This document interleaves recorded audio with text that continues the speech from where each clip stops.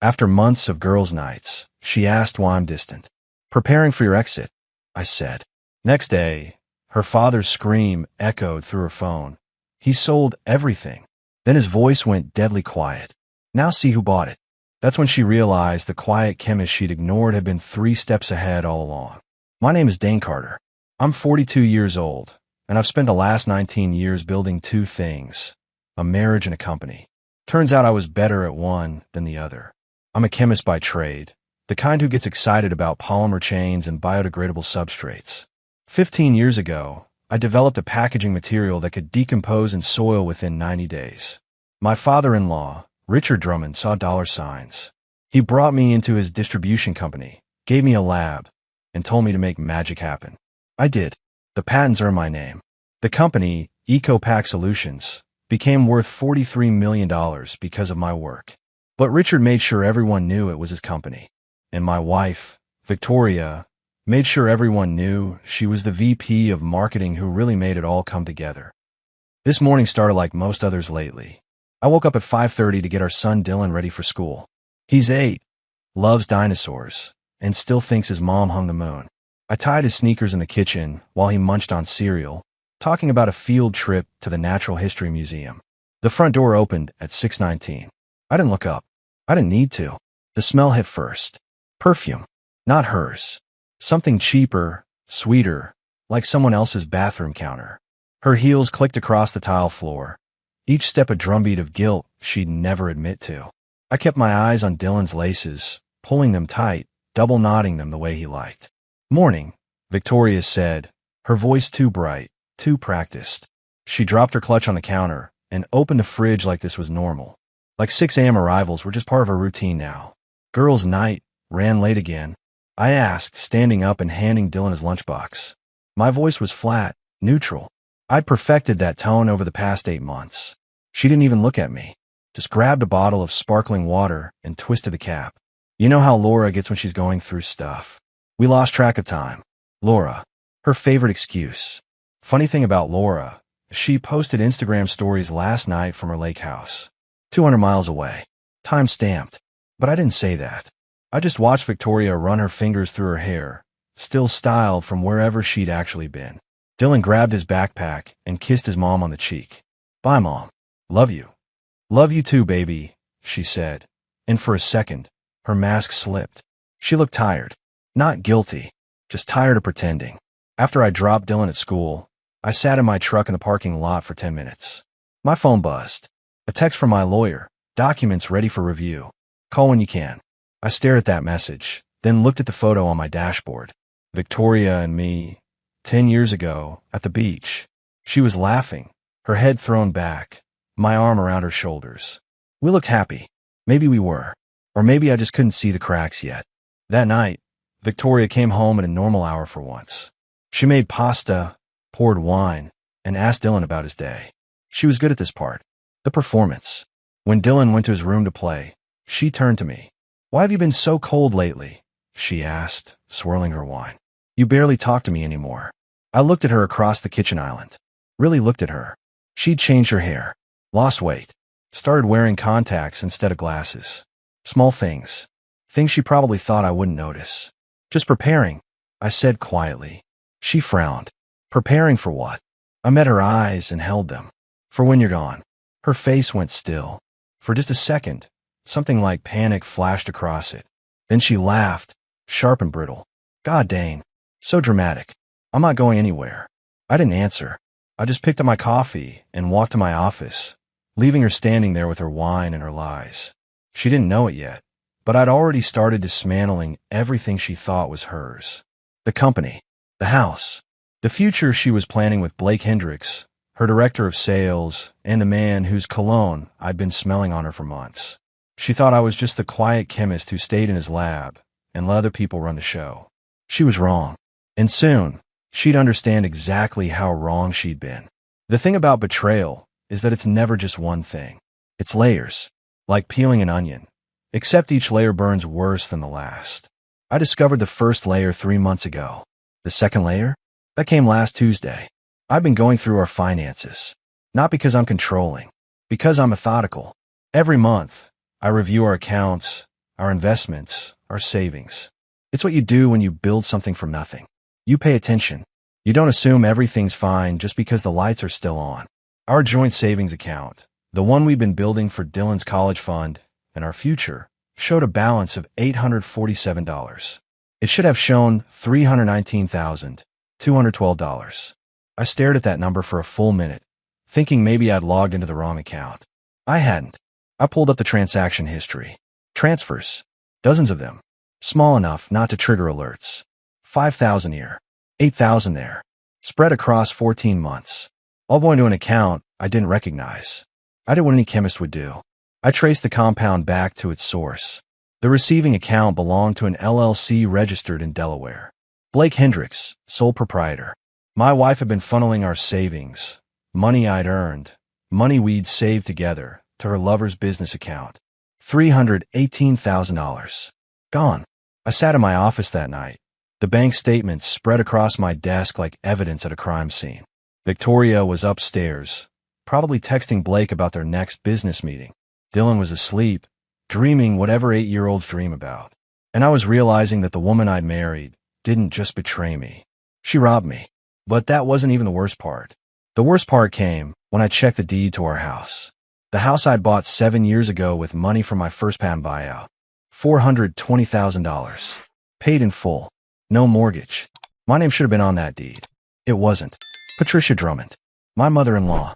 That's whose name was on the title. I remembered now, Victoria convincing me it made sense for tax purposes. Her mother's accountant had suggested it. Something about estate planning and capital gains. I trusted her. Why wouldn't I? She was my wife. Now I understood. The house wasn't mine.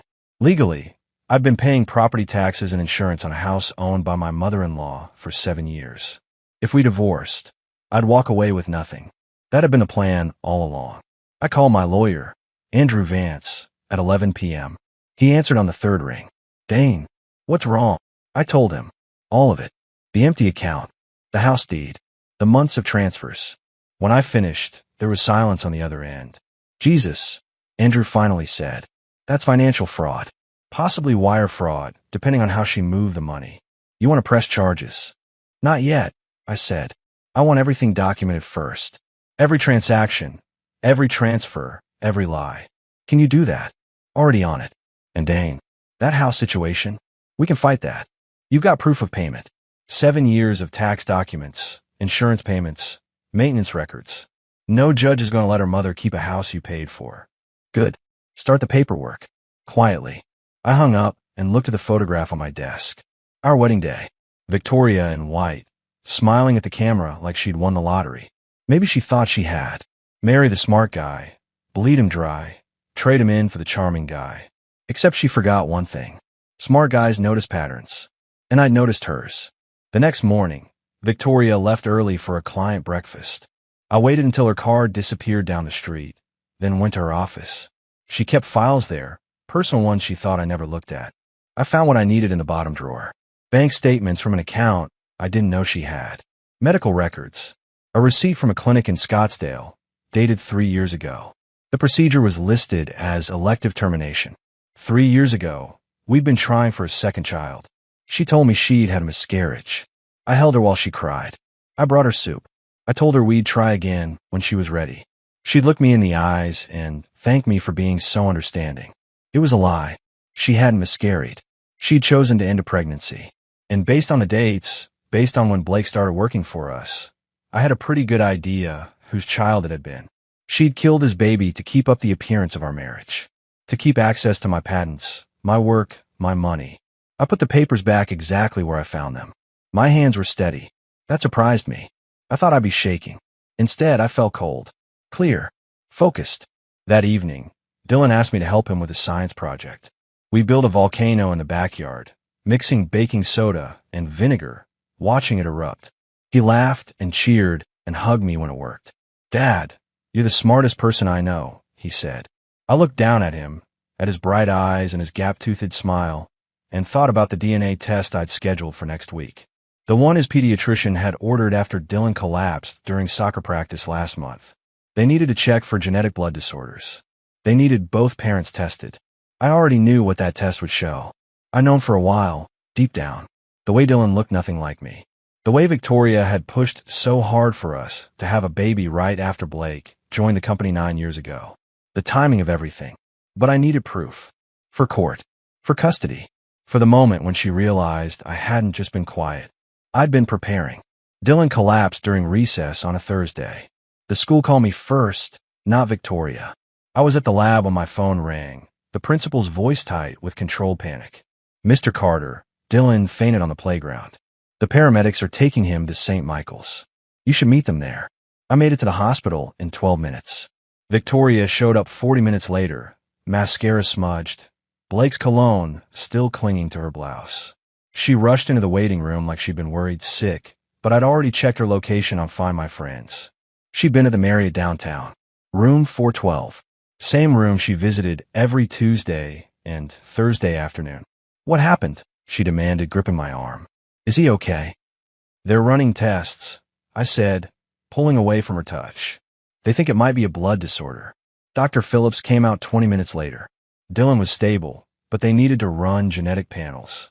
Both parents had to be tested to identify potential hereditary conditions.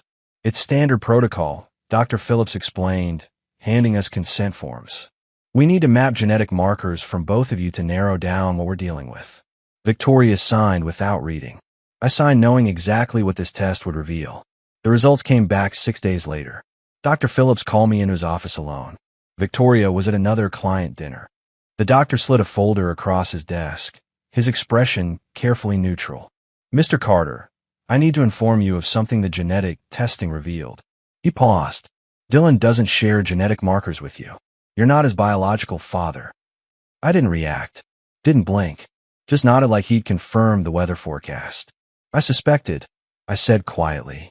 Dr. Phillips looked relieved he didn't have to navigate my emotional breakdown. The good news is Dylan's condition is manageable. It's a clotting factor deficiency, treatable with medication. But given the paternity revelation, you should know you have legal options regarding. I want full documentation, I interrupted. Every test result, every genetic report, sealed and sent to my attorney. Of course.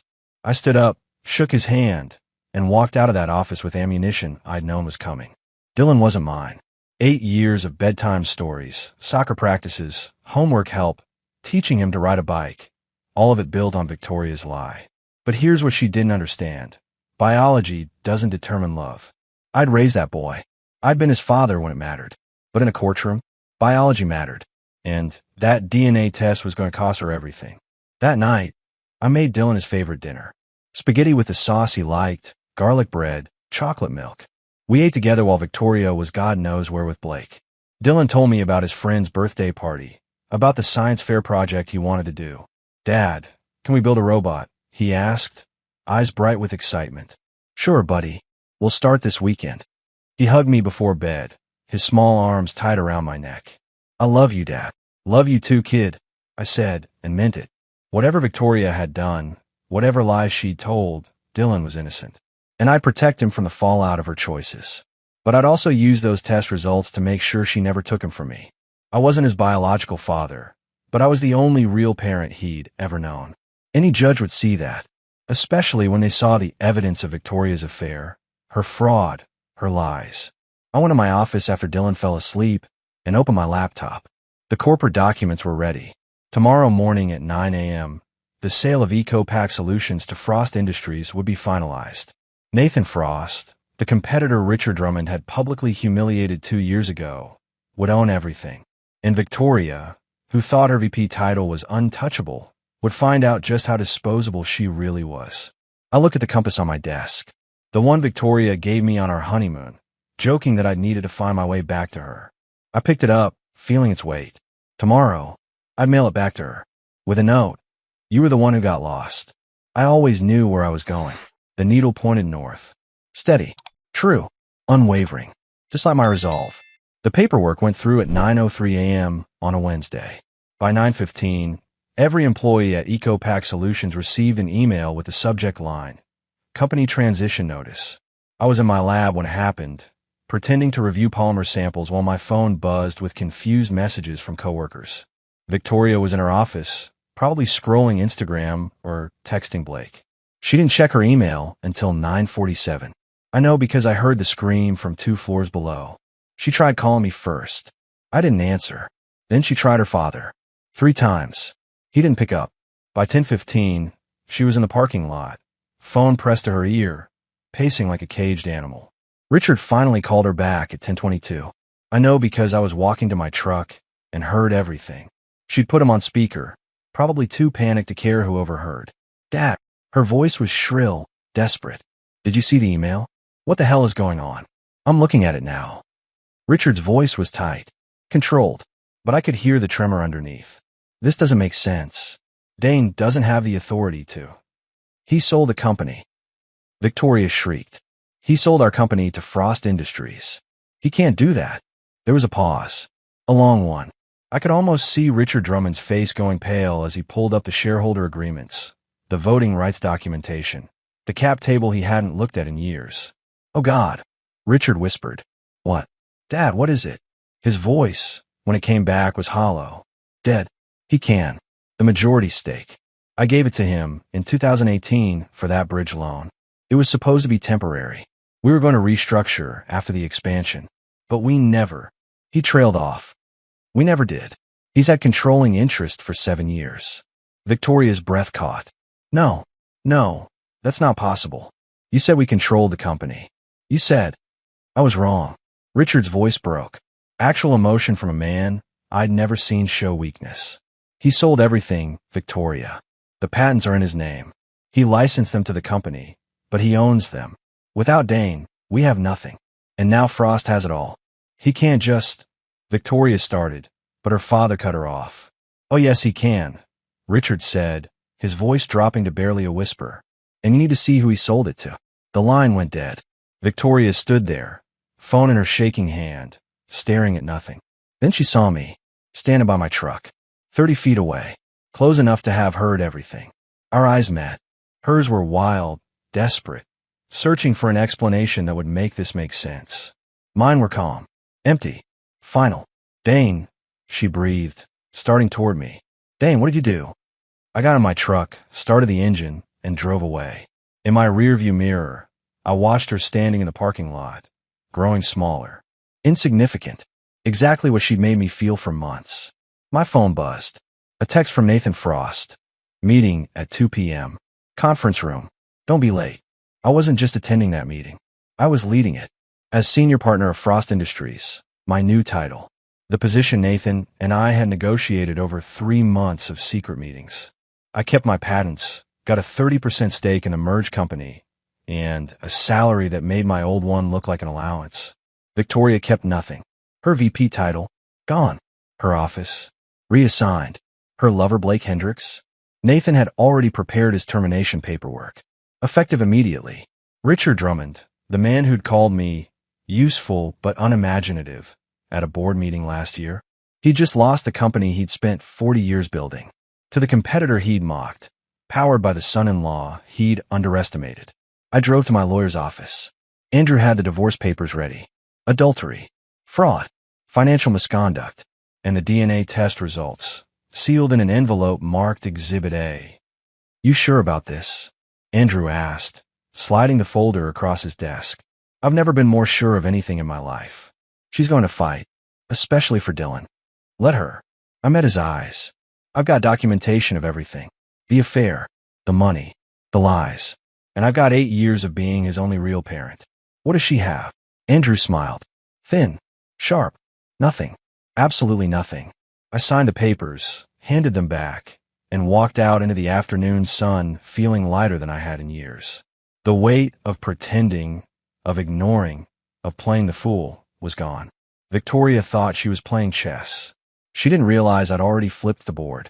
The all-staff meeting was scheduled for 2 p.m. Nathan Frost didn't believe in easing people into change. He believed in clarity. Swift, surgical, undeniable. I arrived at 1:45.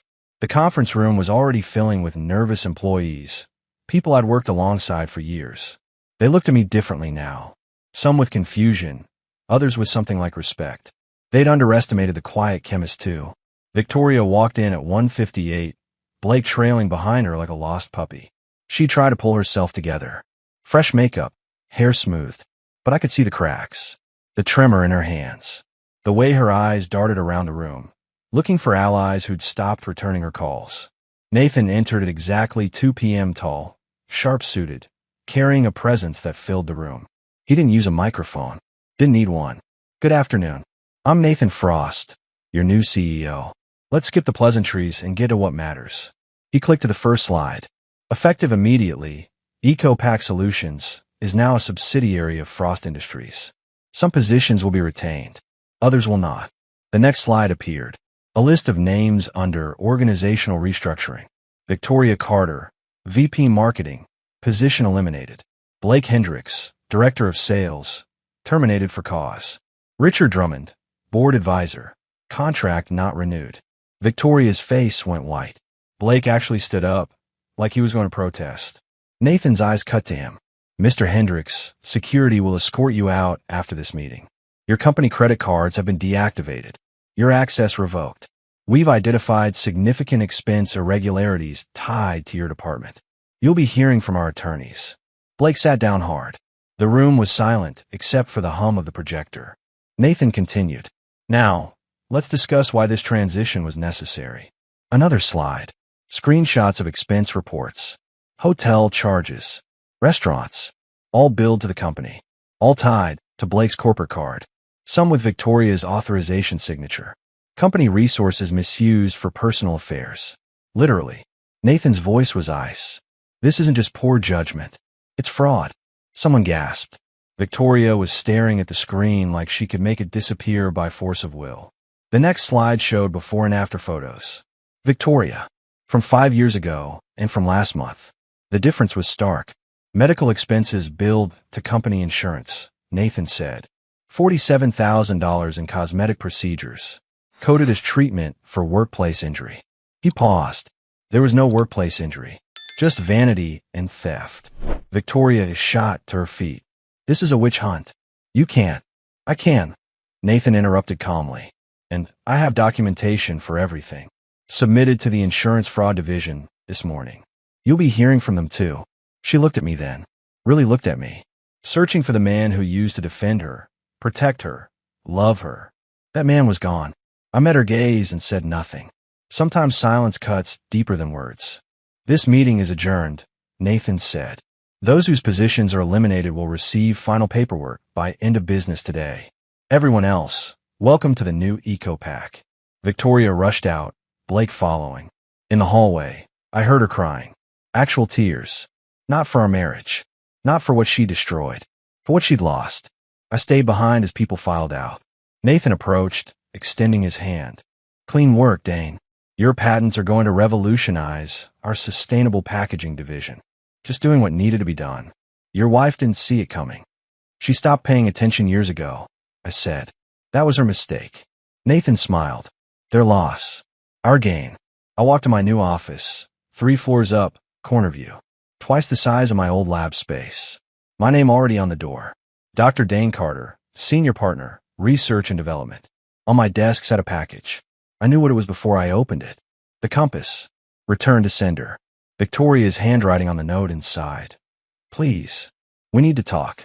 I dropped it in the trash. We had nothing left to talk about. The only conversation we'd have now would be through lawyers. And I'd already won that conversation before it started. Victoria tried everything. First, she showed up at my apartment. I'd moved out 2 weeks ago. Didn't tell her where. She found out anyway. Probably called every property management company in town. I didn't answer the door. Just watched through the peephole as she knocked, called my name, finally slid a note under the door. I left it there for 3 hours before reading it. Dane, please. Let me explain. It's not what you think. We can fix this. For Dylan's sake. For Dylan's sake. Like she'd ever considered his sake when she was in hotel rooms with Blake. When she was draining our accounts. When she was ending pregnancies and calling them miscarriages. I threw the note away and called my lawyer. Andrew. She's trying to make contact. What do I do? Nothing. Don't respond. Don't engage. Let me handle it. He paused. The divorce papers will be served tomorrow. She'll have her chance to respond in court. The next evening, my phone rang. Patricia, Victoria's mother. I almost didn't answer, but curiosity won. Dane. Her voice was clipped. Professional. We need to talk. About. About the mess my daughter made. And about what you want. I lean back in my chair. What I want. You sold the company. Fine. You humiliated Richard. I understand. But Victoria is still my daughter, and Dylan is still my grandson. What will it take to settle this quietly? Quietly. I laughed. Actually laughed. Patricia, your daughter committed fraud. She stole $300,000 from our joint account. She billed cosmetic surgery to company insurance. She's been having an affair for 9 months. There's nothing quiet about any of this. Everyone makes mistakes. Mistakes are accidents. This was deliberate, calculated, ongoing. Silence on her end. Then quieter. What about Dylan? What about him? The DNA test. I know about it. Her voice faltered. You're going to use it, aren't you? In the custody hearing.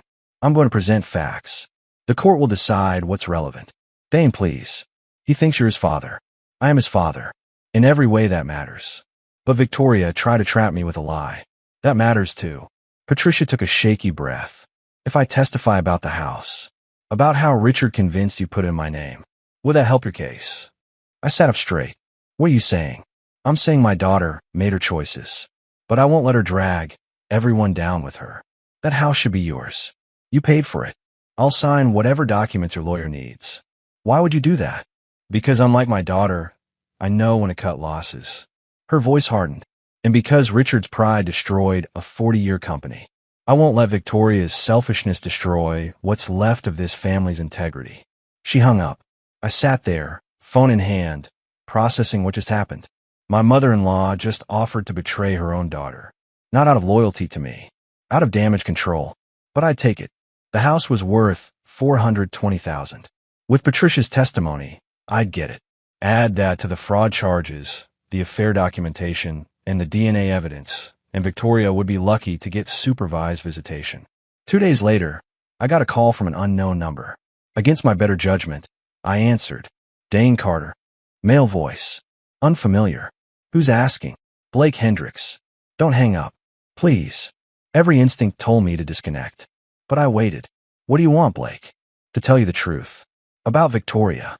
About all of it. He sounded wrecked. Broken. She lied to me too. Told me you two were separated. That the divorce was already filed. That she was just waiting for the paperwork to finalize. And you believed her? I wanted to. She was convincing. He laughed bitterly. But that doesn't matter now. I'm calling because you should know something. About the money she took from your account. I already know. $318,000. It wasn't for me. I mean, some of it was. The hotel rooms, the trips. But most of it. She was moving it offshore. Setting up accounts in the Cayman Islands. She was planning to leave. Both of us. My blood went cold. What? She had it all planned. In 6 months, she was going to file for divorce, claim you were abusive, get emergency custody of Dylan, and disappear. The offshore accounts were her escape fund. You have proof of this. Bank statements. Emails. She kept everything on her laptop. I can get them to you. Why are you telling me this? His voice broke. Because she used me. She used you. She used everyone. And I'm done being her accomplice. Whatever happens to me, I deserve it. But you deserve to know what she really is. He hung up. 20 minutes later, my email dinged. Files. Dozens of them. Bank statements showing transfers to Cayman accounts. Emails between Victoria and an immigration attorney in Panama. Searches for international schools. She wasn't just planning to leave me. She was planning to take Dylan and vanish. I forwarded everything to Andrew with one line. Add this to the file. His response came in seconds. This just became a criminal case. I'm calling the FBI. Victoria thought she was playing me. She didn't realize she'd been playing herself all along. Dylan's school called on a Wednesday. The principal's voice was carefully neutral, the kind of tone people use when they're trying not to take sides. Mr. Carter, we need to discuss an incident involving Dylan. My stomach dropped. Is he hurt? No, nothing like that. But there was an altercation during lunch. Some children were saying things about the situation with you and Mrs. Carter. She paused. Dylan got into a fight defending you. I closed my eyes. I'll be there in 15 minutes. The principal's office smelled like old coffee and anxiety. Dylan sat in a chair outside, knuckles scraped, eyes red from crying. When he saw me, he ran over and buried his face in my shirt. Dad, I'm sorry. I didn't mean to hit him, but he said you were a thief, and that mom said, hey, it's okay. I knelt down, holding his shoulders. What exactly did he say? That you stole mom's company. That you're a bad person. That mom's crying all the time because of what you did. His voice broke. But that's not true, right? You didn't do anything wrong. The principal cleared her throat. Mr. Carter, perhaps we should speak privately? I looked at Dylan. Buddy, wait here for just a minute, okay? Inside her office, Principal Anderson closed the door. I'm aware of the divorce proceedings, and I'm aware that several other parents have children in Victoria's junior league group. She folded her hands on her desk. Unfortunately, Mrs. Carter has been vocal about her version of events. The children have been hearing things at playdates, at soccer games. It's creating a hostile environment for Dylan. What are you suggesting? That perhaps a fresh start might be best. For Dylan's sake. I understood what she wasn't saying. Victoria's friends ran the parent committee. They donated to the school. They organized fundraisers. And they decided I was the villain because Victoria told them I was. I'll transfer him, I said quietly. Do you have recommendations? She slid a folder across the desk. 3 schools outside this district. Excellent programs. No overlap with your current social circles. Translation. Places where Victoria's poison hadn't spread yet. That evening, I sat Dylan down and explained we'd be changing schools. He took it better than I expected. Will the kids there be nicer? He asked. I think so. And buddy, some of what you're hearing about mom and me, it's complicated. But I need you to know something. I waited until he looked at me. I love you. That's never going to change. No matter what anyone says. I love you too, Dad. He hugged me. When can I see Mom? Soon. We're working that out. What I didn't tell him was that Victoria's supervised visitation didn't start for another 2 weeks. Or that the supervisor would be a court-appointed social worker. Or that she'd only get 4 hours every Sunday. And only if she passed a drug test first. The next day, I got a call from Blake's attorney. He wanted to meet. I almost declined, but Andrew advised hearing him out. We met at a coffee shop downtown. Blake looked terrible. Unshaven, hollow-eyed, wearing a wrinkled shirt. He'd aged 10 years in 2 weeks. I'm cooperating with the FBI, he said without preamble.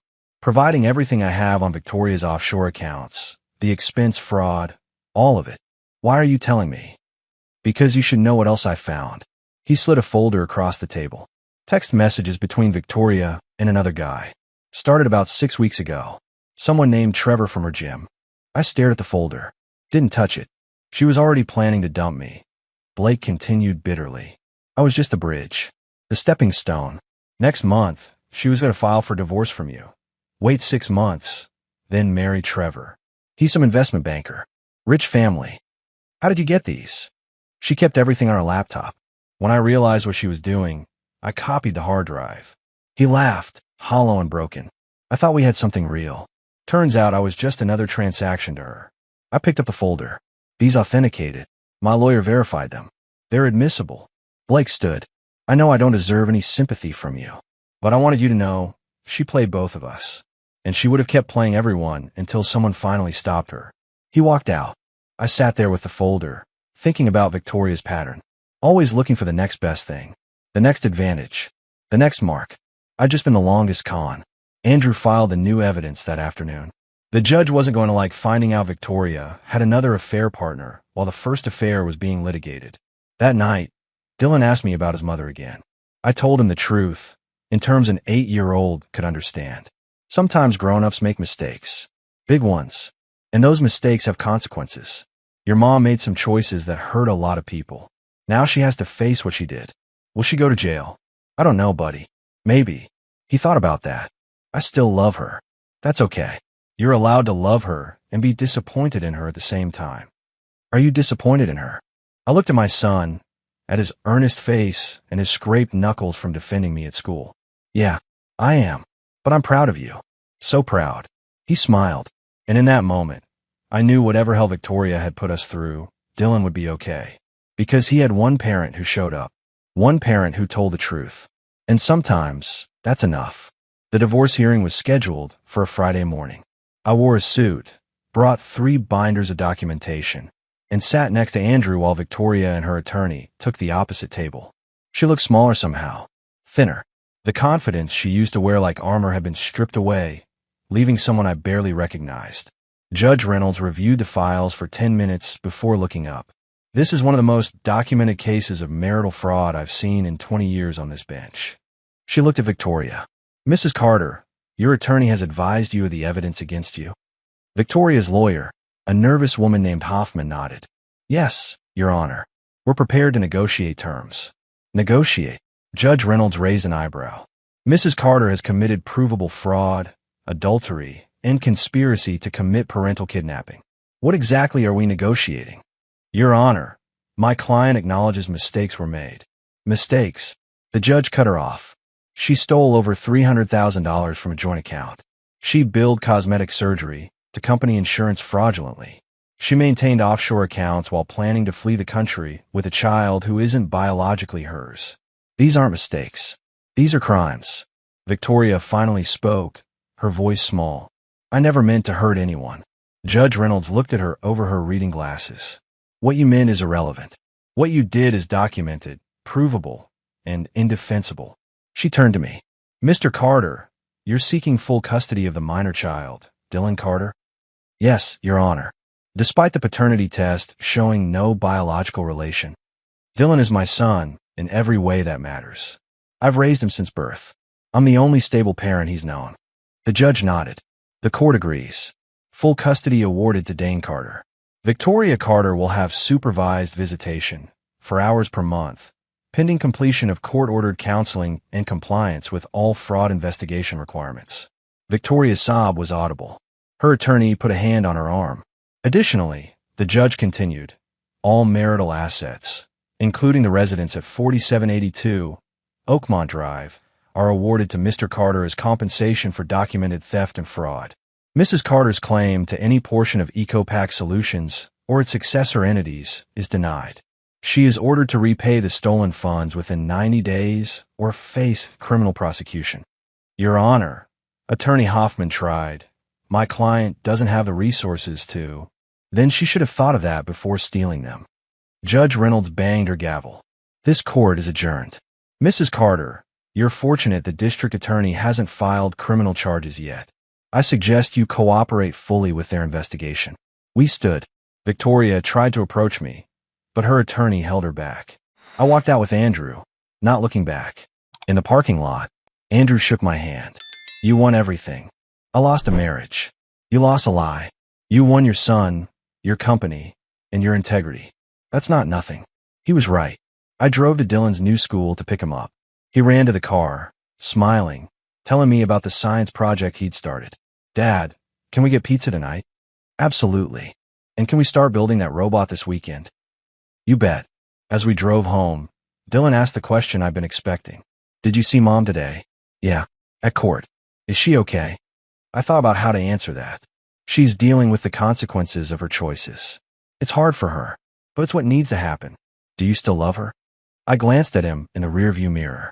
I love who I thought she was, but that person might not have ever really existed.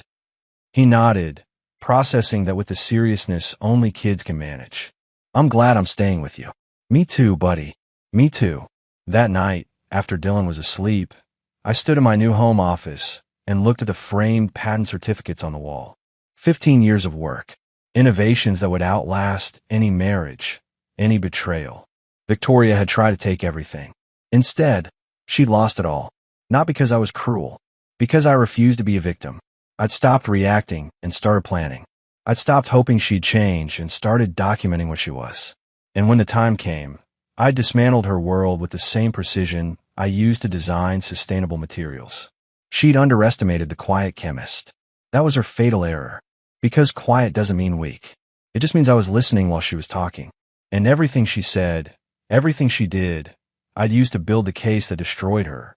Richard Drummond's office building went on the market 3 weeks after the divorce finalized. I drove past it one morning on my way to Frost Industries, saw the for lease sign, and felt nothing. No satisfaction, no vindication, just the quiet acknowledgement that some things can't be saved.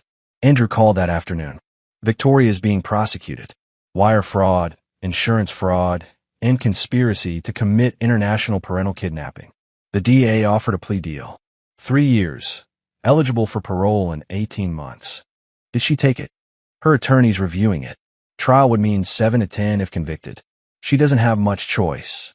I thought about that. Victoria in prison. The woman who used to run charity galas and chair the junior league now wearing orange scrubs. Part of me felt sorry for her. A very small part. What about Blake? Cooperating witness. He'll get immunity if his testimony holds up. He's relocating to Oregon, starting over. At least someone was trying to rebuild. That was more than Victoria was doing. Dylan started at his new school the following Monday. Mountain View Academy. Smaller classes, better science program. Kids who didn't know anything about her family drama. I walked him to his classroom that first morning. You nervous? I asked. A little. He looked up at me. What if they ask about Mom? Tell them the truth. Your parents are divorced. You live with your dad. That's all anyone needs to know. His teacher, Mr. Harrison, met us at the door. Young, enthusiastic, already planning a robotics unit Dylan would love. They started talking about circuit boards, and I knew he'd be okay. That evening, Nathan Frost invited me to dinner. His house in the hills, all glass and steel, and commanding views. His wife, Elizabeth, was a patent attorney. Sharp, funny, and genuinely interested in my work. Dane's biodegradable polymer is revolutionary, Nathan told her. We're already getting inquiries from major food distributors.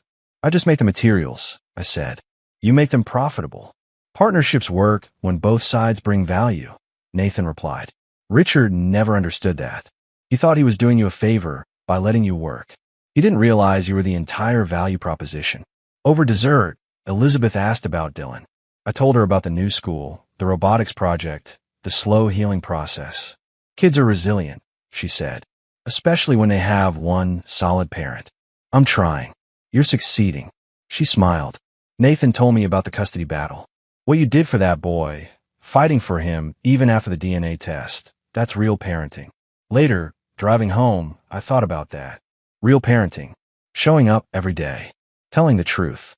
Protecting your kid from the fallout of adult mistakes. Dylan was already asleep when I got home.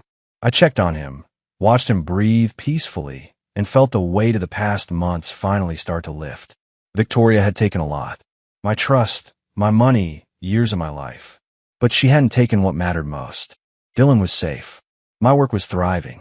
And I'd learned that quiet strength beats loud manipulation every single time. Some battles you win by fighting. Others you win by refusing to be destroyed. I'd done both. 14 months after the divorce, I stood in Dylan's new school gymnasium, watching him compete in the regional science fair. His project, a biodegradable water filtration system, was ambitious for a 9-year-old. We'd worked on it together for 3 months. The judges awarded him second place. He ran over, metal bouncing against his chest, grinning ear to ear. Dad, did you see? Second place. I saw. I'm so proud of you. Can we get ice cream to celebrate? Absolutely. We went to the same shop we'd been going to since he was 3. Dylan got his usual, chocolate chip cookie dough. I got coffee. We sat outside in the spring sunshine, and he told me everything the judges said about his project. Mr. Harrison thinks I should submit it to the state competition. Then we'll work on improving it. Make it even better. He licked his cone thoughtfully. Dad, can I ask you something? Sure, buddy. Do you think Mom's proud of me? I chose my words carefully. I think she loves you. And I think wherever she is, whatever she's dealing with, she knows you're an amazing kid. Victoria was 6 months into her sentence at a minimum security facility in Nevada. She'd written to Dylan twice. Short letters, mostly saying she was sorry and she missed him. Dylan had written back once. I didn't push either way. Do you think I'll see her again? Probably. When she gets out, if she stays clean and follows the court rules, you might have visits. Would that be okay with you? I looked at my son, at his earnest face and his worried eyes. Dylan, you're allowed to love both of us. What happened between your mom and me doesn't change that you're her son too. If you want to see her someday, I'll support that. He nodded, relieved. Thanks, Dad. That weekend, I had dinner with someone new. Rachel, an environmental engineer I'd met through Nathan. She designed water reclamation systems for agricultural use. Smart, funny, and refreshingly honest. We've been seeing each other for 2 months. Nothing serious yet, but something with potential. Dylan had met her once, briefly, when she stopped by to drop off some research papers. He'd given his approval in the car afterward. She's nice. And she laughed at my science joke. High praise from a 9-year-old. Rachel and I talked about work, about her project in Arizona, about my expansion plans with Frost Industries. Then she asked about Dylan. How's he adjusting? Better. The new school was the right call. He's making friends, his grades are strong, and he's not carrying around other people's judgments anymore. And you? How are you adjusting? I thought about that. I'm good. Better than I've been in years. Actually, it's strange. I went through hell, lost a marriage, fought a custody battle, watched someone I loved implode. But I came out stronger. That's not strange. That's growth. She was right. I'd spent so many years trying to hold together something that was already broken, trying to be enough for someone who was never satisfied, trying to ignore the warning signs because I'd made a commitment. Now I was free to build something real, with Dylan, with my work, and maybe, eventually, with someone who actually valued what I brought to the table. We said goodnight outside the restaurant. No pressure, no expectations. Just two people figuring out if there was something worth exploring. Driving home, I thought about the journey. From that morning when Victoria came home reeking of someone else's cologne, to today. 14 months of documentation, legal battles, corporate restructuring, and rebuilding. I'd lost a wife but gained myself back. Lost a company but built a better one. Lost the illusion of a perfect family but gained the reality of being a real father. Dylan was asleep on the couch when I got home. Chemistry textbook open on his chest. I carried him to bed, tucked him in, and stood in the doorway for a moment. "Love you, Dad," he mumbled, half asleep. "Love you too, buddy." In my office, I looked at the wall of patents.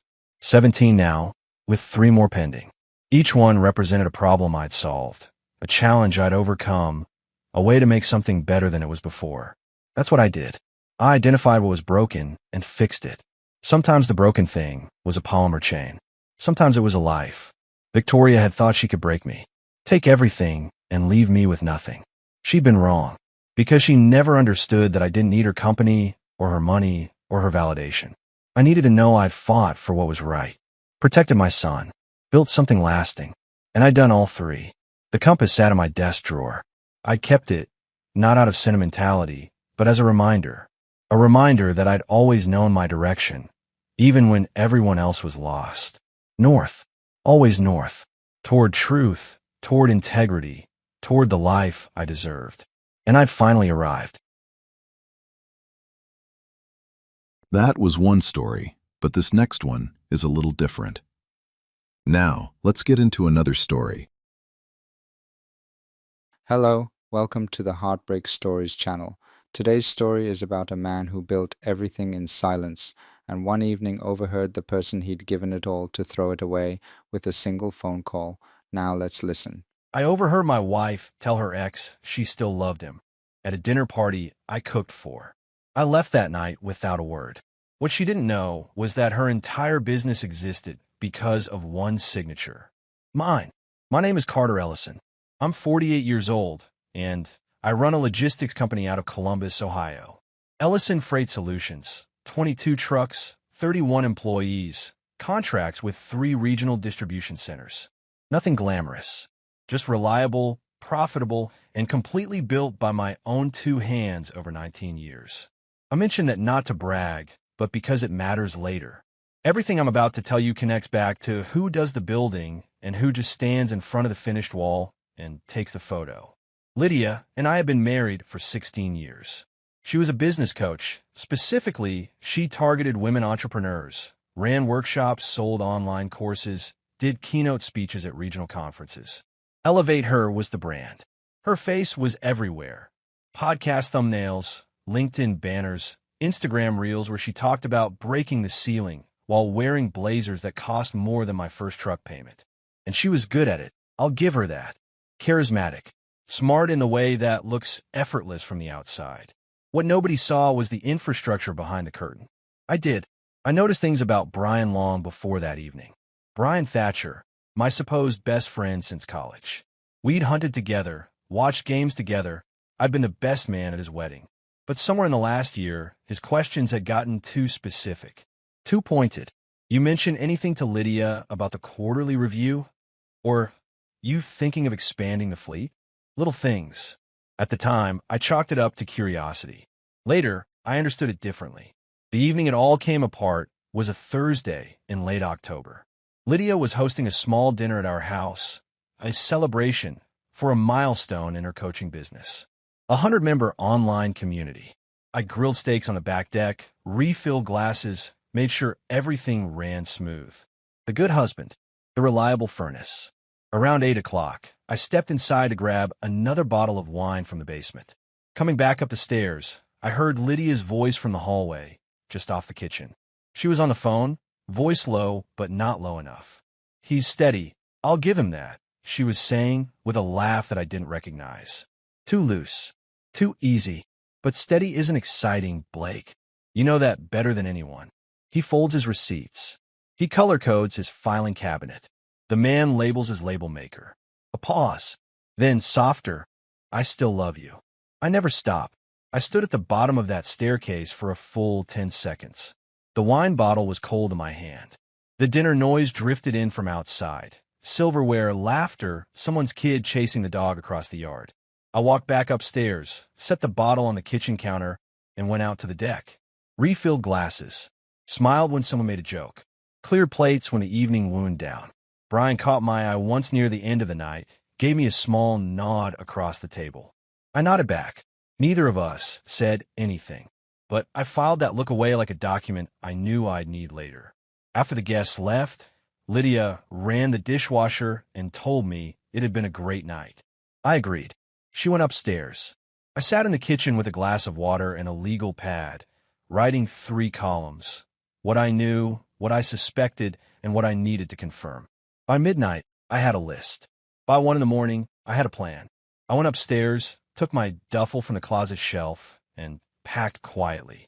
I left my wedding ring on a nightstand, not as a statement, just because it no longer fit the version of me that was walking out the door. I tore a page off the legal pad and wrote 7 words. "I heard you. Don't bother explaining it." I folded it under a phone charger. I locked the front door behind me, loaded the duffel into my truck, and drove to the furnished apartment I'd quietly leased 3 weeks earlier, because I'd heard enough of those pointed questions from Brian, and something in me had started preparing before I even admitted it to myself. I didn't feel broken. I felt clear, like a fog had finally lifted off the highway, and I could see exactly where the road was going. The next morning, I called my attorney, Robert Dean, and told him it was time. He already knew what that meant. We'd spoken twice in the past month. He said, "The paperwork is ready. Say the word." I said the word. People always assumed Lydia built Elevate Her from scratch. She let them assume that. It made for a better story. The self-made woman, the bootstrap brand, the hustle narrative she sold in every keynote. And she was convincing. I'll give her that much. What she never mentioned in those keynotes was the name on the original LLC filing. Mine. Let me back up 3 years. Lydia had the vision, the voice, and the audience instinct. What she didn't have was clean financials. Her first marriage had ended badly. A business partnership gone sideways, a judgment lien still sitting on her personal credit, and a tax liability she'd been quietly chipping away at for years. When she wanted to launch Elevate Her as a formal business entity, she ran into walls. The banks weren't interested. 2 investors she approached backed out when they pulled her credit report. So she came to me. "Just until I get established," she told me one evening at the kitchen table, spreading out her notes like she was presenting to a board. "I need a clean channel. You set up the LLC, hold the initial contracts, and once the revenue is stable, we transition everything into my name." I agreed, because I loved her, and because I believed her, and because at 45 years old, I was apparently still capable of mistaking a business arrangement for a romantic gesture. I filed the LLC, Ellison Advisory Group, in my name. I leased the original office space. I opened the business accounts, signed the vendor contracts, and built the compliance structure from the ground up. I paid the web developers, the graphic designer, the first marketing agency she hired. When she needed a clean channel for her initial investor round, a group of 3 women who didn't want their names on anything public yet, I filtered $140,000 through Ellison Advisory's accounts because Lydia's name still couldn't touch a funding document without triggering flags. She was the face. I was the frame the face hung on. And buried in the operating agreement, on page 19, was a clause I drafted with Robert Dean during those early weeks. Standard language, Lydia had called it when she initialed it. She'd been in a hurry that day, heading to a workshop in Cincinnati, and she'd flipped through the pages fast, pen moving before she finished reading.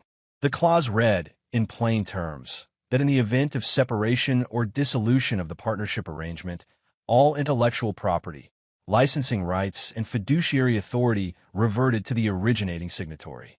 Me. She never asked about it again. Why would she? I was the reliable furnace. I didn't pull surprises. What Lydia also didn't know was what I'd discovered about her finances 11 months ago. I've been reviewing the quarterly reconciliation for Ellison Advisory, routine, something I did every quarter, when I noticed a pattern in the outgoing transfers. 11 payments over 9 months, each between $3,800 and $6,200, all routed to a consulting entity called BF Strategic Resources. The registration on that LLC traced back to a P.O. box in Indianapolis. Blake Fenwick's area code. I didn't confront her. I printed the records, put them in a folder, and called Robert the next day. Then I called a contact I had at a regional accounting firm and asked him to take a quiet look at the transfers from a compliance standpoint. His assessment came back in 2 weeks. The payments lacked any corresponding service documentation. No contracts, no deliverables, no invoices that held up. In the eyes of the IRS, they looked like personal distributions disguised as business expenses. I filed that folder in my desk drawer and kept building the case. There was one more piece I'd put in motion 8 months ago. A competitor to elevate her had been quietly gaining traction in the Midwest market. A coaching platform called Groundwork Leadership, with a cleaner curriculum and a stronger corporate client pipeline. I'd invested $85,000 through a third-party holding account, no name attached. The founder was a woman named Patricia Hale, a former corporate trainer who had the substance Lydia had always borrowed from others. Patricia didn't know who her silent investor was. She just knew the funding had arrived and the terms were fair. By the time Lydia's brand started losing clients, Groundwork Leadership would be ready to absorb them.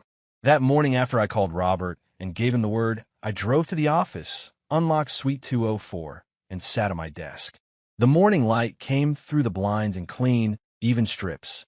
Mara, my office manager, arrived at 8:15, set a coffee on my desk without being asked, and said nothing about the fact that I looked like I hadn't slept. The Dean files, I told her. Everything in the red folder. He needs it by noon. She picked up the folder without hesitation. At the door, she paused. Carter, you doing okay? I took a sip of the coffee. I'm doing exactly what needs to be done. She nodded once and left. I opened my laptop and began drafting the first of several notifications. Account access changes, licensing transfers, vendor redirections, each one precise, each one documented, each one irreversible. Lydia thought she'd outgrown the man who folded his receipts. She was about to find out what those receipts were worth. I want to talk about Brian Thatcher for a minute, because he deserves more than a footnote. Brian and I have been friends since our junior year at Ohio State. We'd driven cross-country together twice. I'd helped him move 3 times, including the ugly one after his first divorce. I was the man he called at 2 in the morning when his father passed. For 26 years, I thought I knew exactly who Brian Thatcher was. Turns out I knew the performance, not the man. The first real sign came last February, 8 months before the dinner party. Lydia had mentioned, casually at breakfast, that she was thinking about restructuring her pricing model. A private detail, something she hadn't posted about or discussed with her team yet. 3 days later, Brian brought it up over lunch. Lydia thinking about raising her rates? He asked, reaching for his burger like it was nothing. Heard it's a smart move in that market. I kept my face neutral. Where do you hear that? He shrugged. One of those things. You know how it is. I didn't know. That's exactly the problem. I spent the next 6 weeks testing him. I told Brian 4 separate pieces of information, each one plausible, each one slightly different, each one told to him alone. A rumor that I was in talks to acquire a smaller freight company in Dayton, that I was considering pulling Ellison Advisory's financial support from Lydia's brand, that I'd had a disagreement with my largest distribution client, that I was looking at commercial real estate near the airport. All four came back to me within 10 days. 2 through Lydia. 1 through a mutual acquaintance. 1 Brian referenced himself, awkwardly, a week later, testing whether I'd react. I didn't react. I just updated the file. What Brian didn't know, what neither of them knew, was that I had a meeting that same week with Patricia Hale, the founder of Groundwork Leadership. We met at a coffee shop in Dublin, Ohio, 30 minutes outside Columbus. Patricia was sharp, prepared, and frustrated with the slow pace of her company's growth. I slid a single page across the table, a term sheet for an $85,000 investment, no strings, no board seat, no public disclosure. She looked up from the page. "Who are you exactly?" "Someone who believes in your curriculum," I replied, "and someone who thinks the market is about to have an opening." She signed 2 weeks later. I never told her my name was connected to the competing brand. I didn't need to. Patricia would build her business on her own merits. I was just removing the obstacle. Back at home, I kept my routine unchanged. Drove the same roads. Grilled the same steaks on Friday nights. Watched football with Brian on Sundays, and said nothing when he steered conversation toward my business plans. I fed him small, useless details and watched them travel. The night of the dinner party, I watched Brian across the table while Lydia laughed at someone's story. He caught my eye once, gave me that small confirming nod. "Everything's fine, nothing's changed," and I nodded back. What he didn't know was that the previous Monday, I'd had coffee with Robert Dean and walked through the full document chain one final time. Every piece was in order. The LLC reversion clause, the IP contingency language, the financial transfer records linking Blake Fenwick's entity to Lydia's business accounts. Robert had submitted a quiet disclosure to the IRS compliance desk 48 hours earlier. Not a formal complaint, just a documented referral that would create a paper trail and trigger a routine inquiry. Brian's role in this was almost finished. One last piece remained. The morning after I left, I called him.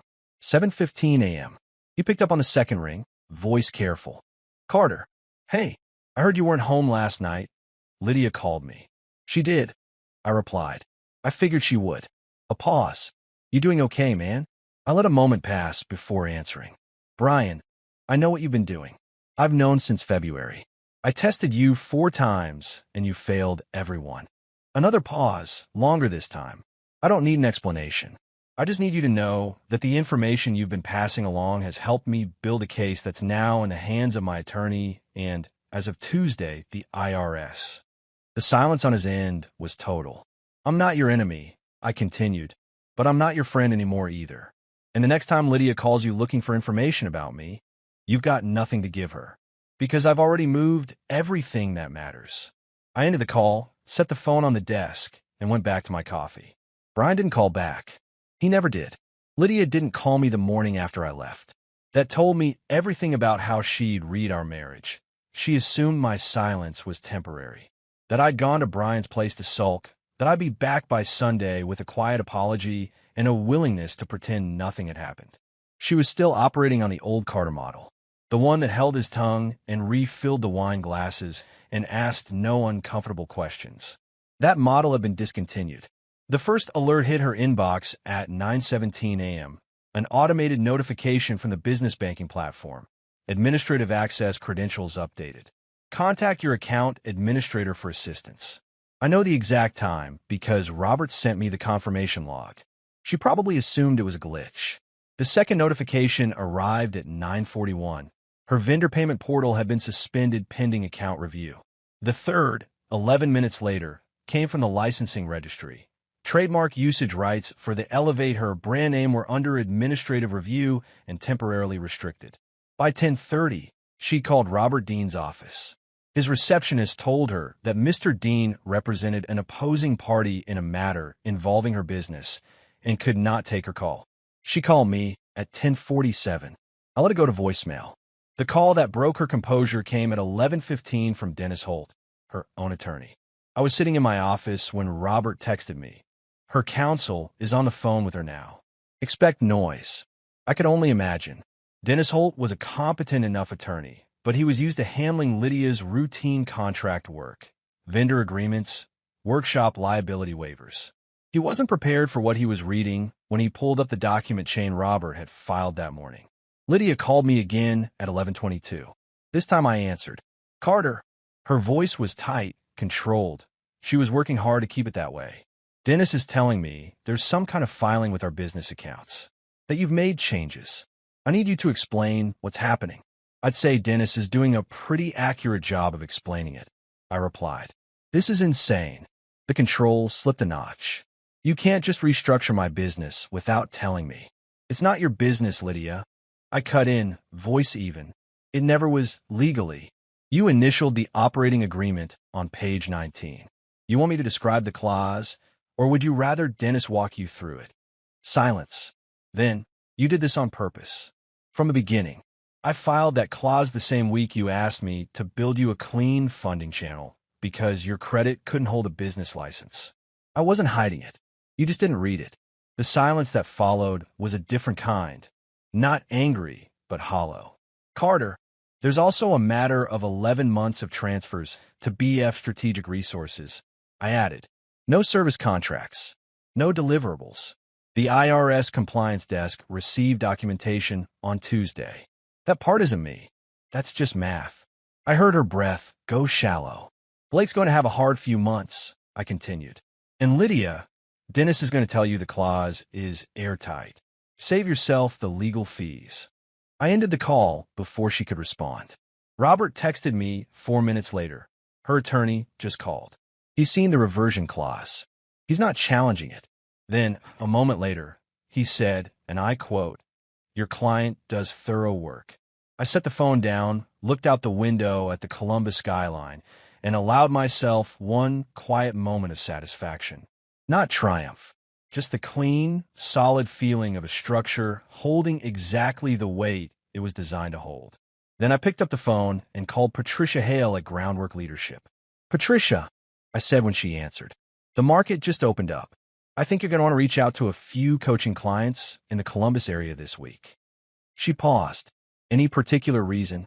"Let's just say a competitor recently underwent a significant change in management," I replied. "Be ready to move." She was. I almost felt sorry for the man. Almost. His name was Ray Kowalski, a retired Columbus PD detective who'd gone private about 4 years back. Lydia found him through a referral from a woman in her coaching network, someone who'd used him in a custody dispute. Ray had a decent reputation for discretion and solid documentation. Under normal circumstances, he probably was a good hire. These weren't normal circumstances.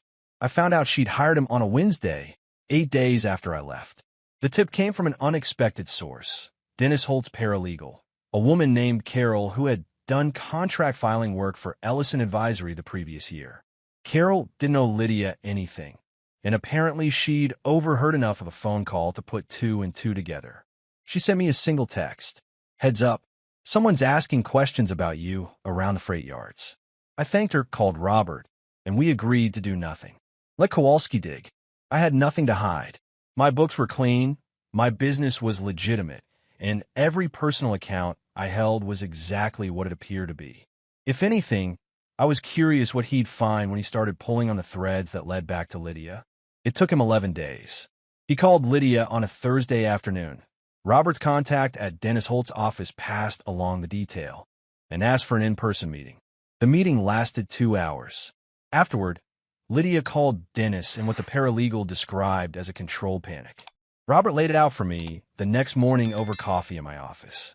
Kowalski had found nothing actionable on me. My freight company was clean. Ellison Advisory's financials were documented and compliant.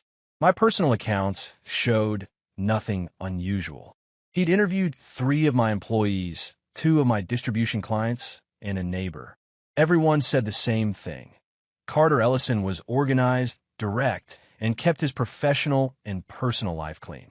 But Kowalski was thorough, and thorough men follow every thread, not just the ones they're paid to follow. In reviewing the financial connections between Ellison Advisory and Elevate Her, he'd pulled transaction records going back 30 months. He'd found BF Strategic Resources before I even had to point anyone toward it. 11 payments, no service documentation, originating from a business account that technically ran through my company's infrastructure.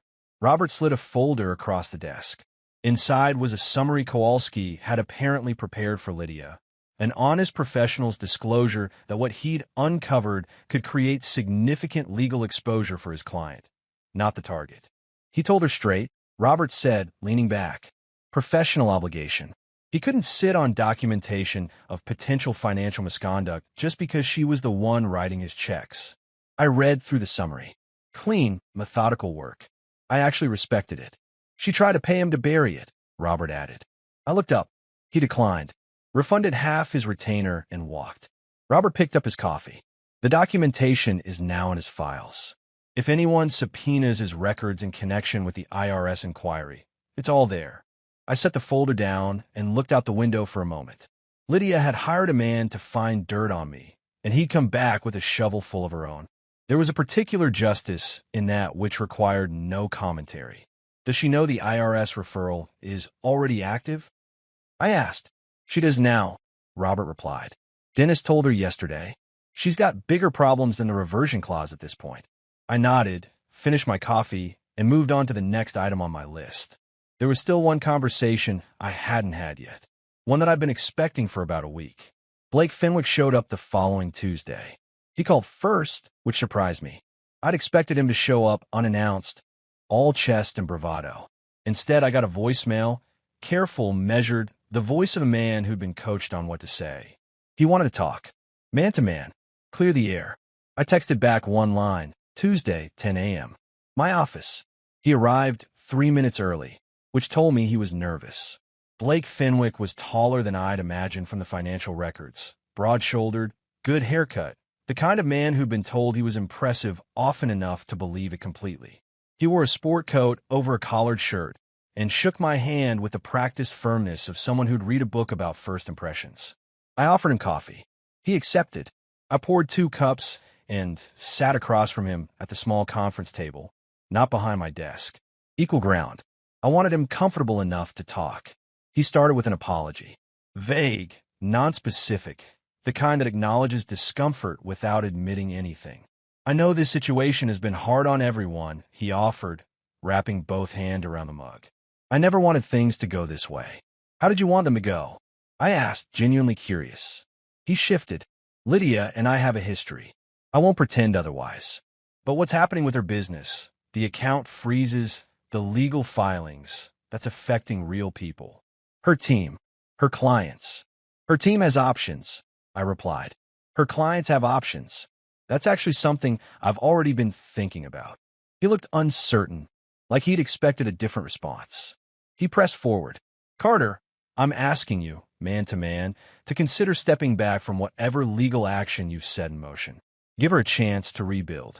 Whatever happened between you two, she doesn't deserve to lose everything. I let a moment pass. Then I stood up, walked to the side cabinet, and picked up a manila folder. I sat on the table in front of him and sat back down. That's a summary of 11 payments from Lydia's business account to BF Strategic Resources over the past 11 months, I said calmly. No service contracts. No deliverables. The IRS compliance desk received documentation on that transaction trail 9 days ago. That inquiry is now active, Blake, and your LLC is the named recipient. He stared at the folder without opening it. I didn't file that to hurt Lydia, I continued. I filed it because it's accurate. The money moved. The documentation doesn't exist. That's not a marital dispute. That's a compliance issue, and it existed before I walked out of that house. His jaw tightened. The confident posture was still there, but something behind his eyes had gone very quiet. You should get an attorney, I said, not unkindly. A good one. Not for the conversation you thought you were coming here to have, but for the one the IRS is eventually going to want. Blake stood slowly, left the coffee untouched, and picked up his jacket from the back of the chair. At the door he turned, and for a moment I thought he might say something worth hearing. Instead he just looked at me with an expression caught between anger and the dawning recognition that he'd walked into the wrong room. He left without another word. Blake walked in thinking he had leverage, and Carter didn't even flinch. That kind of calm under pressure isn't something you perform. That's who you actually are. I cleared the cups, filed the folder back in the cabinet, and checked my watch. 11:14. I had a call with Patricia Hale at noon. She'd already fielded inquiries from 3 of Lydia's former corporate clients. Groundwork leadership was moving fast. I wasn't angry at Blake Fenwick. Anger would have required me to care about him personally. I didn't.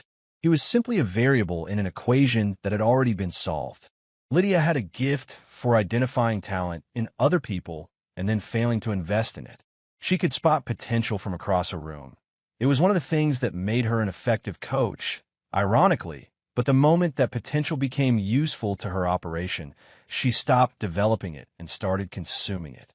His name was Joel Tanner, 29 years old, a curriculum developer Lydia had hired 14 months ago to build the structured content behind her online courses. Joel was the reason Elevate Her had any intellectual backbone at all. He wrote the frameworks she delivered from stage. He built the workbooks her clients called transformational. He managed the course platform, the member portal, and the email automation sequences that drove 40% of her revenue.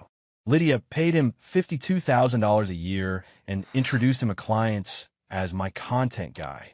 I met Joel twice at company events. Both times he'd struck me as someone doing 3 jobs while being compensated for one, with the particular quiet patience of a man who knows he's being underused but hasn't yet decided what to do about it. After I left, I reached out to him directly. Not immediately. I waited 10 days until the first wave of account disruptions had settled and it was clear the legal situation wasn't reversing. I sent a short email from my personal account. Joel, Carter Ellison here. If you're open to a conversation, I have something worth discussing. No pressure either way. He replied within 2 hours. We met for lunch the following Thursday at a restaurant downtown. He didn't waste time. I've been watching what's happening with the business accounts, he said, cutting into his sandwich. The platform locks, the licensing issues. I figured something structural was going on. Something structural, I agreed. The brand is going through a significant transition. The content infrastructure and the client relationships are going to need a new home. He set down the sandwich. What kind of new home? I've been in conversations with Patricia Hale at Groundwork Leadership, I replied. She's building a curriculum-based coaching platform with real corporate traction. She needs someone who can architect the content system from the ground up, not patch together someone else's framework, but build it clean. Joel was quiet for a moment. What's the offer? $78,000 base, equity participation after 12 months, and your name on the content framework you build. Not content guy, architect. He picked up his sandwich again. When do I start? I smiled. After you resign properly and serve a notice. I don't poach, I recruit. There's a difference. He gave 2 weeks' notice the following Monday. Lydia called him into her home office and spent 40 minutes trying to convince him to stay, offering a raise she couldn't fund from accounts she no longer controlled. He was polite, professional, and immovable. He called me afterward. She cried. He said, not unkindly. I felt bad about that part. You're allowed to feel bad, I replied. Leaving is still the right move. The larger blow came 3 days after Joel's departure. Hartfield Corporate Group, a regional business development firm that had been Lydia's anchor client for 2.5 years, representing roughly $180,000 in annual contract value, sent a formal notice of non-renewal. No personal statement, no phone call, just a clean 2-paragraph letter from their legal department, citing a review of vendor compliance documentation and a decision to transition to a new service provider. The new service provider was Groundwork Leadership. Patricia handled it with complete professionalism. She didn't gloat, didn't reference the transition publicly, just announced a new corporate partnership on her company's LinkedIn page. The post had 340 engagements by end of day. Lydia posted nothing. Her social accounts had gone quiet 10 days earlier, around the time her scheduled live streams stopped appearing and her domain redirected to a holding page. Robert called me that evening with a final update on the Kowalski documentation. The private investigator's files had been formally requested by the IRS field office handling the compliance inquiry. Blake Fenwick's attorney had entered an appearance, which meant Blake was now managing his own legal exposure independently from Lydia. The machine was running exactly as designed. I sat on the small balcony of my apartment that evening with a glass of water and the particular stillness of a man who has finished a large, complicated piece of work and could finally put down the tools. Not triumphant, just finished. Patricia texted at 9:15. Joel's first week was exceptional. Thank you for the introduction. I typed back. He did that himself. I just opened the door. The conference was called Midwest Business Forward. 3 days of panels, workshops, and networking at a convention center in downtown Columbus. I've been invited to speak on operational infrastructure for service businesses, which was not exactly the kind of topic that fills a room with excitement. But the organizers had wanted substance over spectacle this year. I arrived early, as I always do. Checked the AV setup, walked the room, drank bad conference coffee, and reviewed my notes, which I didn't actually need because I've been living this material for 19 years. The room held about 90 people when the panel began. My co-panelists were a regional banker and a commercial real estate developer. Both competent, both considerably louder than me. I let them set the tone and spoke when I had something specific to add. That approach always reads better to the audience than the man who talks most. 30 minutes in, I noticed her near the back. Lydia had come in quietly, taken an aisle seat 2 rows from the rear. She wore a gray blazer I didn't recognize, new but understated. No lapel mic, no conference lanyard, no speaker badge. Just an attendee. In a conference room, she would have walked into 6 months ago, expecting to be introduced from the stage. I didn't lose the thread of what I was saying. I finished my point about infrastructure documentation, took a question from the front row, and answered it the same way I would have if she weren't there. But I was aware of her, the way you're aware of weather. After the panel, the networking portion began. 3 of Lydia's former corporate clients made their way toward me within the first 20 minutes. Introductions I hadn't arranged, conversations that started themselves. Hartfield's operations director shook my hand and said Patricia Hale's onboarding process had been the smoothest vendor transition they'd experienced in 5 years. 2 others asked about Ellison Advisory's consulting services, apparently on a referral from someone in Patricia's network. I handled each conversation the same way. Direct, specific, unhurried. No referencing Lydia. No explaining the backstory.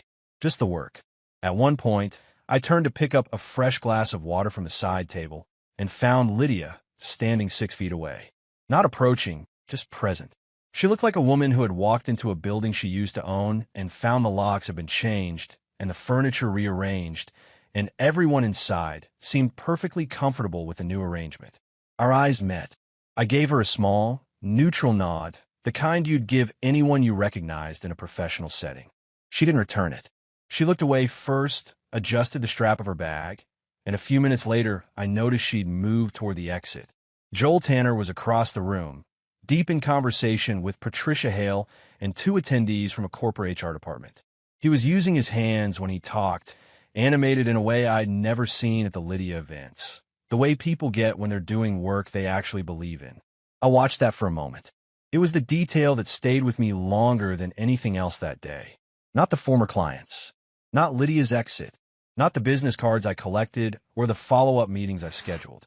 Just Joel Tanner, finally in a room where someone had bothered to read his name tag correctly. On the drive back to the apartment, I got a call from Robert. The IRS inquiry had formally expanded. Blake Fenwick's entity, BF Strategic Resources, was now under active examination. The field office had requested documentation going back 36 months. Blake's attorney is already talking about a cooperation agreement, Robert said. That's between him and them, I replied. It could implicate Lydia on the transfer documentation. That's also between them and her, I said. We've done what we needed to do. The rest isn't ours. Robert paused. Most people in your position would feel something about that. I thought about it honestly for a moment. I feel like a man who built a solid structure and then walked away from it before it fell on him. I said, that's enough. The divorce hearing was scheduled for a Tuesday morning in mid-January. Franklin County Courthouse, Courtroom 7, the one with the water-stained ceiling tile in the back left corner that nobody had gotten around to replacing. I'd been in that building twice before on business matters. It smelled the same both times, old paper and industrial cleaner, and the particular staleness of a room where difficult things get decided. Robert and I arrived together. Dennis Holt was already at the opposing table with Lydia, who wore a charcoal blazer and kept her eyes on the documents in front of her. She didn't look at me when I sat down. I didn't look at her with anything more than passing acknowledgement. The judge was a compact woman in her late 50s named Patricia Owens. No nonsense, efficient, the kind of judge who had read every document before the hearing began and didn't need anyone to explain what she was holding. I appreciated that immediately. Dennis Holt opened with a motion to contest the IP reversion clause, arguing that Lydia had signed the document under an incomplete understanding of its implications. Judge Owens let him finish, then asked him 2 direct questions about the circumstances of the signing. Dennis answered them carefully. Judge Owens made a note and moved on.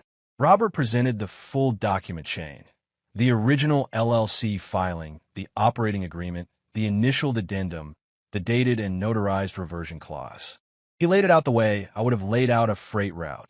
Clean sequence, no gaps, no ambiguity. Then came a moment Robert had prepared me for. Judge Owens asked me directly whether I was seeking financial compensation from Lydia personally, alimony, asset division, anything beyond the business documentation already filed. I said no. Dennis looked up from his papers. Lydia finally looked at me. "Mr. Ellison," the judge said, with the careful precision of someone who wanted the record to be exact, "you are voluntarily waiving any personal financial claims against your spouse in this proceeding?" "That's correct, Your Honor," I replied. "I'm not here for her personal assets. I'm here to confirm that what was legally mine remains legally mine." A brief silence. Judge Owens made another note. Dennis leaned toward Lydia and said something in a low voice. She shook her head slightly, like she was trying to process a math problem that kept coming out wrong. What she didn't know, what I'd arranged through Robert 4 weeks earlier, was that the equity in our jointly titled home, our 2 investment accounts totaling just over $340,000, and the vacation property in Michigan had all been restructured through a family trust 12 months ago. The named beneficiaries were our 2 children, ages 19 and 22. Lydia retained her right to live in the home through the trust terms. She didn't lose the roof over her head, but she couldn't liquidate it, couldn't leverage it, couldn't use it as a counterweight in any legal proceeding. She found out about the trust from Dennis after the hearing. I wasn't there for that conversation, but Robert told me Dennis had called him afterward, not angry, just quiet. "Your client," Dennis had said, "plays a long game." Robert had replied, "That's what happens when you spend 20 years building things for people who don't bother to look at the foundation." The hearing concluded in 94 minutes. Every motion Dennis filed was reviewed calmly and dismissed on documentation. The reversion clause held. The financial claims were waived by me and therefore moot. The divorce was uncontested in substance, only in delay. Walking out, Lydia's voice caught me at the top of the courthouse steps. "Carter," she said it the way you say a word you've repeated so many times it started to lose its shape. I stopped and turned. The January air was sharp, the kind that makes everything look very clear and very cold at the same time. "You didn't have to take everything," she said. Not accusatory, just worn down to something that was almost honest. I looked at her steadily. "I didn't take anything that wasn't mine to take, Lydia, and I left everything that was yours untouched." She opened her mouth, closed it. The wind moved past us both. "Blake is cooperating with the IRS," I added, not unkindly. "Get ahead of it. Get a tax attorney, not Dennis. Someone who specializes in compliance. You still have time to manage this better than you've managed everything else." I didn't wait for a response. I walked down the steps, got into my truck, and drove back to the office. It was the last time I spoke to her directly. 8 months after I walked out of that house with one duffel bag, a Columbus Business Journal ran a short feature on Groundwork Leadership's expansion into corporate training contracts across 4 Midwest states. The article mentioned their new curriculum director, Joel Tanner, formerly of a regional coaching brand, and their silent early-stage investor whose identity the company had declined to disclose. I read it over coffee on a Thursday morning and felt nothing in particular. Not pride, not nostalgia, just the clean recognition that something I'd helped set in motion was running well on its own. Patricia Hale had built something real. Joel was thriving. The clients who transitioned from Elevate Her were receiving better service than they'd had before.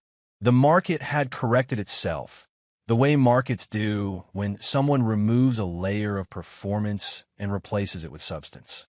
Ellison Advisory Group had formally rebranded as Ellison Logistics Consulting. Cleaner name, cleaner scope. We'd taken on 2 new regional distribution clients in the fourth quarter, and the revenue numbers were the strongest in 7 years. Mara had hired 2 additional support staff and was managing the administrative side with the same no-questions efficiency that had made her indispensable for a decade. Brian Thatcher had left 2 voicemails in the months following the divorce. I listened to both and returned neither. There was nothing in them worth responding to, no accountability, just the particular social discomfort of a man who'd gotten away with something and couldn't decide whether to feel relieved or guilty about it. Either way, that was his to carry. Blake Fenwick had entered into a cooperation agreement with the IRS in exchange for reduced penalties on the BF Strategic Resources transaction records. The formal assessment was still pending, but Robert had confirmed that Lydia was now working with a tax compliance attorney, which was the advice I'd given her on the courthouse steps, whether she wanted to hear it from me or not. The detail that surfaced publicly and that I hadn't planned for came through a community newsletter from a veteran support organization on the east side of Columbus. They ran a quarterly donor acknowledgement, and someone on their board, apparently moved by the recent coverage of the Groundwork story, had decided the time was right to thank their largest anonymous contributor of the past 4 years by name. They spelled it correctly. Carter T. Ellison. The contribution total over 4 years was listed as $47,000. I got 12 calls that week from people who said they hadn't known. My response was the same each time. The work the organization did mattered, the anonymity had been intentional, and I was glad the families they serve were getting what they needed. One of those calls was from my son, Ryan, a 22-year-old who was finishing his last year of college and had apparently seen the newsletter on a community Facebook page.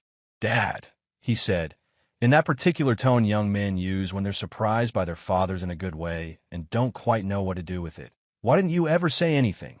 "Because it wasn't about me," I replied. He was quiet for a moment. Then, "I'm proud of you." I let that sit where it landed. On a Friday evening in early March, I drove out to the east side and stood outside the Veterans Center for a few minutes. Not for any particular reason, just to see the building. The lights were on inside. Through the window, I could see a group of men around a table, laughing at something, a card game or a story, one of them gesturing with both hands. I stood there long enough to feel the cold through my jacket, then got back in the truck. Some things you build for the photograph.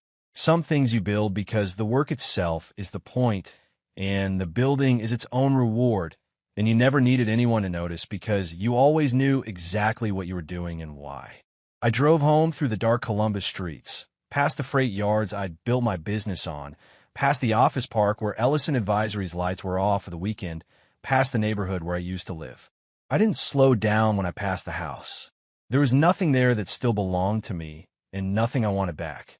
The road ahead was open, and I knew exactly where it went.